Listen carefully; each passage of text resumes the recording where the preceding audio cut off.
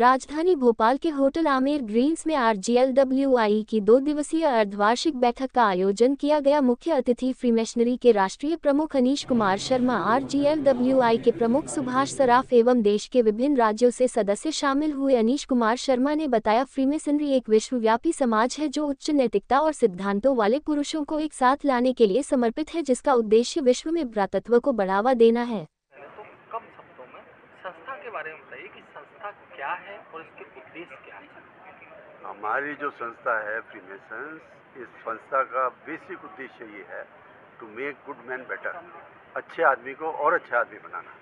तो उसके लिए हम जनरली ये ऐसा सोचते हैं, ऐसा करते हैं कि जो लोग भी हमारे को ज्वाइन करते हैं वो अच्छे लोग होते हैं, they are good man, and we by our teachings we improve them and we make them better.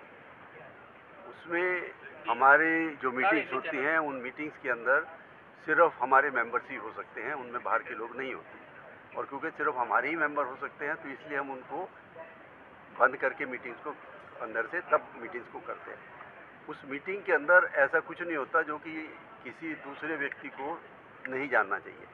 उसमें वो सब कुछ होता है जो हर व्यक्ति को जानना चाहिए।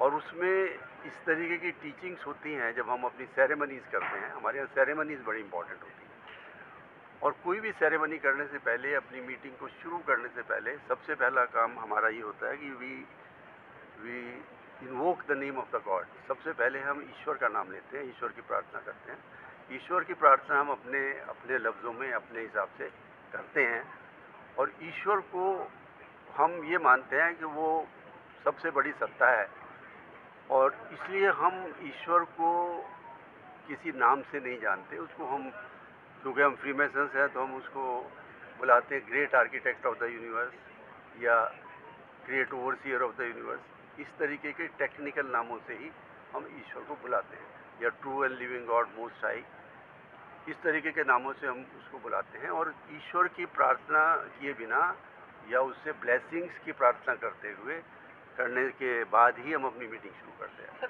और उन मीटिंग्स के अंदर सबसे पहले हम, जो हमारे यहाँ 5 रिलीजन हैं, हिंदुस्तान में जो 5 रिलीजन हैं, हिंदुइज़्म है, इस्लाम है, क्रिश्चियनिटी है, सिखिज़्म है, पारसी है, इन सब रिलीजन की जो रिलीजियस बुक्स हैं, उन सबको सबसे पहले, जैसे ये सामने टेबल रखा है, इसको हम ऑल्टर कहते हैं, इसके ऊपर अभी भी सब बुक्स रखी हैं। सबसे पहले उन बुक्स को हम खोलते हैं, उनको रेस्पेक्ट देते हैं, और उसके बाद हम ईश्वर की प्रार्थना करते हैं।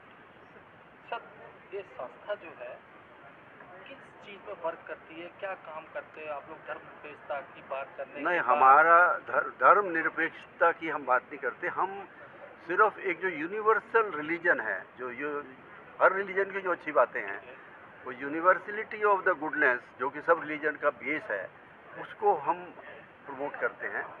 सर, आपके इस क्लब को सीक्रेट क्लब क्यों कहा जाता है? सीक्रेट क्लब इसलिए कहा जाता है कि बेसिकली हमारा जो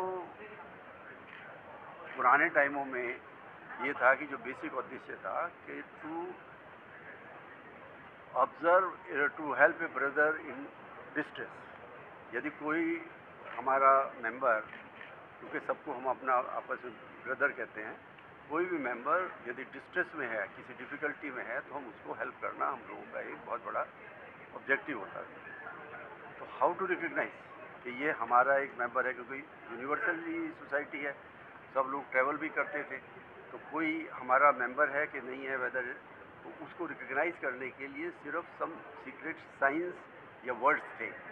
अदरवाइज सोसाइटी की टीचिंग सीक्रेट नहीं है। सोसाइटी की टीचिंग जो है, they are the finest of the teachings which can be anywhere in the world. अभी हम ये कर रहे हैं, वी आर प्लानिंग कि जो हमारी टीचिंग्स हैं, उनको हम, जैसे आप आज मिल रहे हैं, इस तरीके से आपको भी दें, जिससे कि आपको भी पता चले कि व्हाट वी डू। वो जो हमारी टीचिंग्स है, उनमें कोई सीक्रेसी नहीं है। जो हम आपस में ट्रांजेक्शन्स करते हैं, आपस में सेरेमनीज़ करते हैं, कोई सीक्रेसी नहीं है। सीक्रेसी ये है कि मैं आपको कैसे पहचानता हूँ, मैं इनको कैसे पहचानता हूँ, सिर्फ वो सीक्रेट है। Our institution is about 300 years old.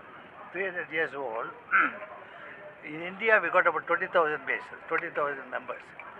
Though our population is 152 crores, we got only 20,000 members.